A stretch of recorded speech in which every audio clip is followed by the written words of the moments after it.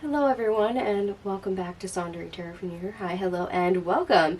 This is a series that I like to call Coffee Talks, and we're going to be doing more of these. So by all means, grab a drink, sit in a comfortable spot, if you will, and buckle up, especially for this one, because this one's directed at anyone who manipulates energy. What do I mean by that? I mean anyone who reads, manipulates energy, or uses a tool to help aid them, such as runes, Norman, Kipper, Oracle, Tarot, energy work like Reiki. This is all directed at you, unfortunately. This is based on an event that happened about 2 months ago. And I know somebody's going to be like, well, Celeste, what's relevant for something 2 months ago that you're telling me about now? Well, it's, number one, to make you aware. Two, it's a warning of don't do this. And that's why we're doing it. Okay. So, about 2 months ago, one of the tarot readers decided to accept a client who paid an exorbitant amount of money for a reading. Seems like a common thing, right? Nope, not this time. Alright, what went down? They offered a large sum of money to read someone else. They actually had a photo of this individual. They handed over the money, and they pretty much wanted to know everything. Not just oh, what are they doing? How's their future look? What can you tell me? No, they wanted to know exactly how they brushed their teeth, what they ate last night for dinner, what color of underwear they're wearing, and how many people they slept with. That kind of reading. The give me everything. Don't give me the general. Give me every single specific detail about this person from birth and everything that's going to happen in their future type kind of reading. Alright. Now, that said, for those of us that do readings and know how energy works, that should already be a red flag to you. Alright.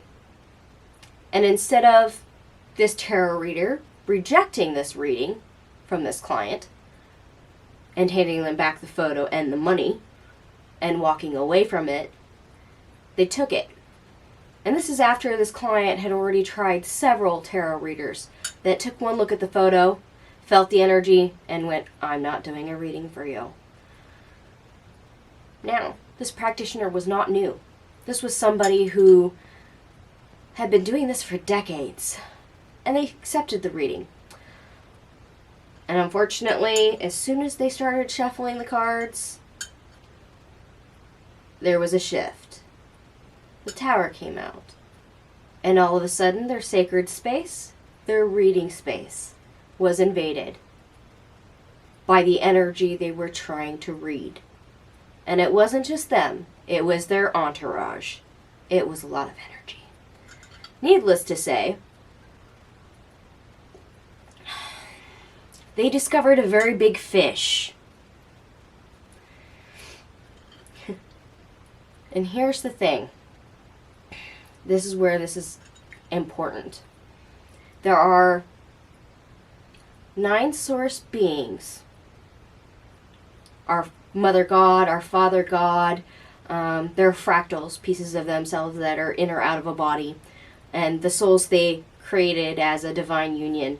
They're children. There is 9. 9 source beings. And unless you're a source being, there's always a bigger fish. Don't shoot the messenger on that one. And trust me, you know if you were a source entity.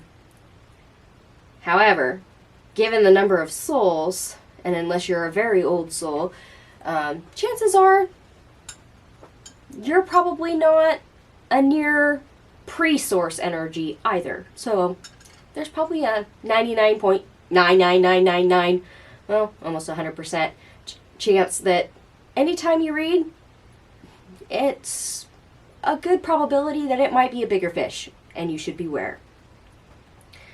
Alright, red flags I talked about. When you read, you make connections. You connect to your guides, you connect to your ancestors, you connect to the ethereal plane to read and pull down downloads and all that jazz. You access the Akashic records. There's a lot of things you connect to, including the person's energy that you're trying to read. But here's the thing. It's a two-way street. It's a revolving door, which means if you connect to an energy that is beyond your capability and a lot stronger than you, well, you just opened a door. You made a pathway. You made the connection. And in this case, that big fish went, "What's going on over there? You wanted me? All right." And they jumped over there. And they showed up going, "What are you doing?" Needless to say, our well-seasoned tarot reader that took this job no longer reads tarot. Part of that is because they're terrified. The other part of that is universal and karmic laws. They stumbled on to somebody they never should have stumbled on. And unfortunately, they've read that type of energy, encountered that type of energy before, and they should have known the warning signs, and they did not heed it. They did not understand the silence of their guides, their ancestors, the gut feeling, the intuition telling them, "Don't read that," to reject the client. Instead, they got greedy. There's always people in the universe you should never read. Clairvoyant is source beings. You're never going to be able to accurately, in-depth read source beings, not without their permission. And there's another category, and this is the one the reader stumbled on. Some people call them the golden ones, the golden children. Some people call them childs of destiny. The more prevalent and accurate term, and the term I will be using for the sake of this video, is the chosen. You should never try to read the chosen. Not unless the chosen themselves ask you to read them. Why am I saying that? And this should be another red flag for you. If you don't have permission, you automatically trigger universal and karmic law that protects the chosen. You're messing with something universal and wider and more intricate than you yourself can take on. You can't strong arm the entire way the universe and everything balances the scales and orchestrates itself. You can't react fast enough. You can't see it all, especially not when you're stuck in a body. And if you're not source, there's no way you can possibly ever come close to handling that. So, the client in this case knew that reading somebody that in detail without their permission was a no-no.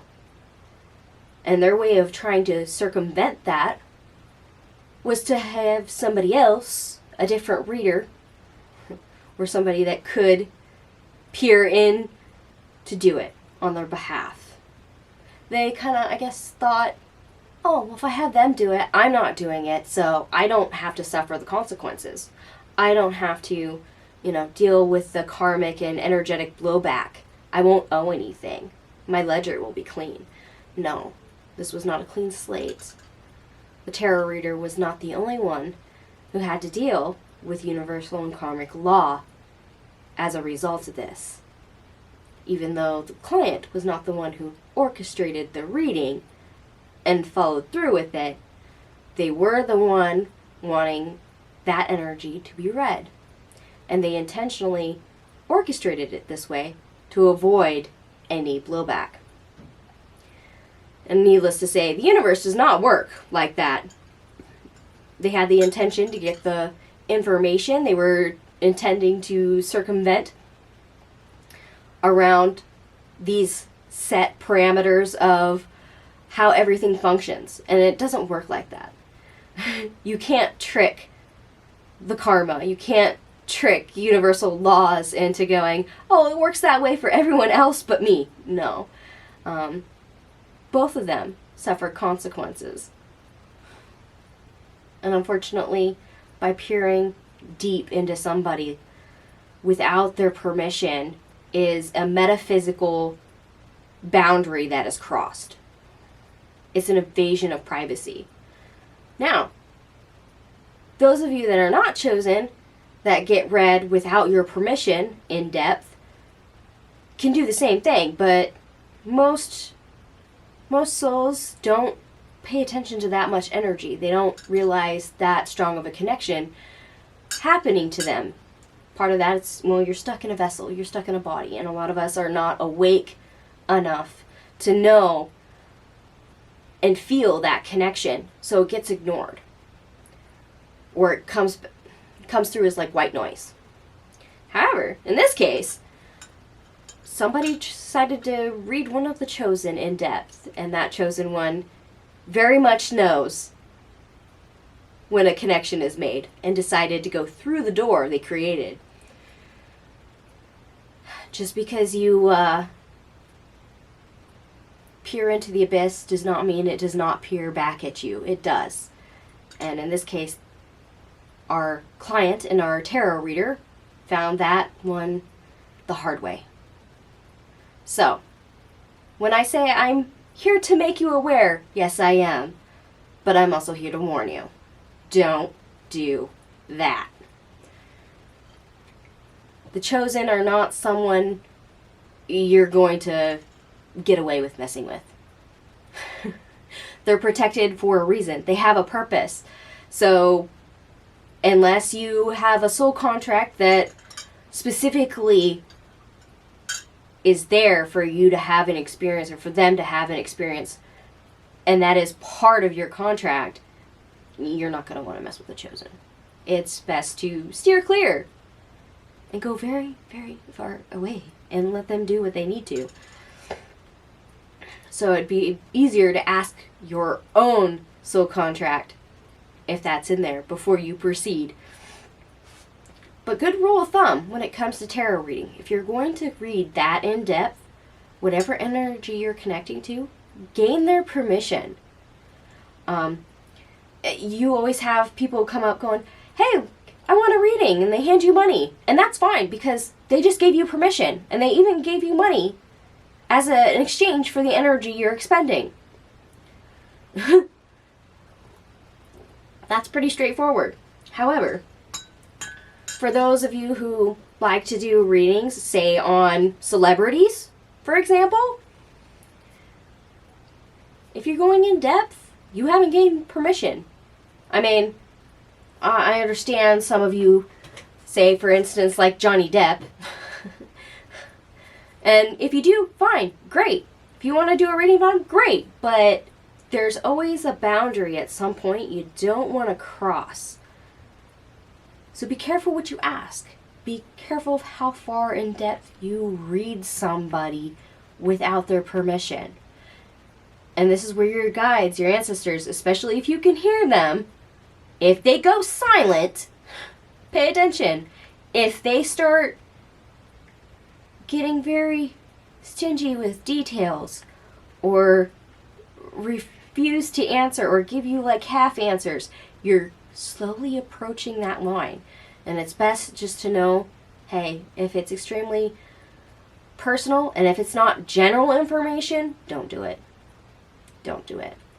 And since we're in the time where the chosen are rising, you're going to start seeing them. They're going to start being noticeable. They're going to start leading. This is where this information comes in handy for you. It's easier to make you aware and tell you don't do that now and have you get it before we have this scenario that happened about 2 months ago repeating itself over and over and over, because that causes a lot of damage. That causes a lot of blowback. That causes a big ripple effect that maybe we don't need. And instead, it's easier just to let everyone know, hey, there's always a bigger fish. And yes, the abyss does stare back at you. So don't do that. Please don't do that. And some of the celebrities you see are chosen. Some of them are everyday Joe Schmoes. But as they rise, as they start doing what they need to, you're going to know at some point who they are. And it's best to not follow that, oh, well, they're famous now, so I got to know everything from their jockstrap size to, you know, what kind of shampoo they use. Just because somebody is famous or out there or piques your interest does not mean you're entitled to every detail about their lives. And this is where the whole celebrity thing comes in, because I know a lot of people really want to know some things about those that are famous. Boundaries, people, boundaries. As much as I applaud you for not physically stalking somebody, this is kind of metaphysical stalking and very, very bad boundary issues. So we don't have anyone making any more flux passes and making other souls angry, especially those that are probably a lot stronger than you, or those that are chosen, that's going to automatically activate certain blowbacks that you probably don't want. It's best if you don't. Remember, when you make a connection, it goes both ways. That does not mean you can keep everything out. Whether that is you connect to a chosen, you connect to somebody who is a 37% dark soul or a 65% or a 67% dark soul. If you're not equipped to handle that energy, or if you're not stronger than that energy, you're going to establish a connection to something that is, well, to put it bluntly, more than you can swallow, more than you can chew. And that's never good. That's never fun. There's unforeseen consequences that maybe you probably haven't thought of before. I would like to think all of the readers, all the people who read energy or manipulate energy would already know this. However, because those souls and bodies right now, especially here on Mother Gaia, have been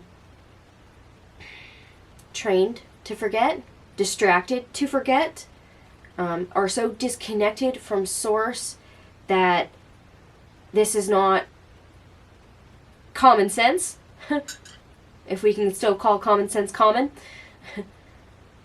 This is why I have to make this video, even if it is 2 months after the fact. It's information. It's very much needed information. So, please, don't do that, or you will not like the results. If you would like to read somebody in depth, other than general information, please get that soul's permission before you do so. And if you are unsure whether or not you have permission, say it's somebody who is very far away, you can always have your guides, your ancestors go ask for you on your behalf if they are willing, and to ask that particular soul, whether they are awake or in their sleep, on whether or not you're allowed to do that. You can still gain permission even though you haven't met that person in a physical body. However, not everyone's going to agree to be read in depth. And others, say like the chosen, which are protected, probably the answer for that one is automatically no. And your guides and ancestors may refuse to go ask on your behalf if they know that is a chosen soul in this lifetime. So, there it is. I hope somebody has learned something. I hope somebody has taken the warning to heart.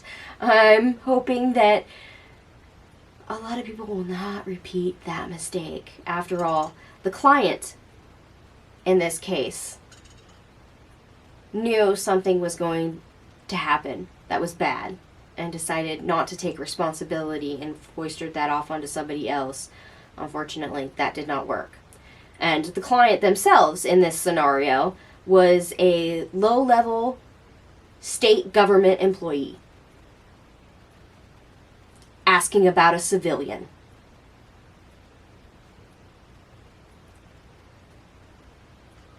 And our tarot reader, who I think had between 2 and 3 decades worth of tarot experience. And she has met or encountered chosen energy before. Ignored her intuition, her senses. She ignored her guides, her ancestors. She didn't question it. Not the way the cards felt, not what the silence is, not her spidey sense. Her higher self going, Instead, she went, oh yeah, that money will pay the bills, I'll take it. It'll be easy. So please, don't take shortcuts. Try to remember you have your own karma that you need to deal with. There's no point on taking on extra negative karma, especially for someone else, if they are asking for something that may cause you harm. As a reader, as somebody who manipulates and works with energy, you have the right to refuse. You don't have to read for somebody. You don't have to do a Reiki session for somebody. You don't have to go ahead and pull oracle cards or tarot cards for somebody. Just because they have money and they ask does not mean that's an automatic yes from you. So there is some responsibility as a practitioner that needs to happen here. Also, as another soul in a body, if you don't want somebody who you don't know to read you that in depth about your past, about your present, about your future, then why do it to somebody else?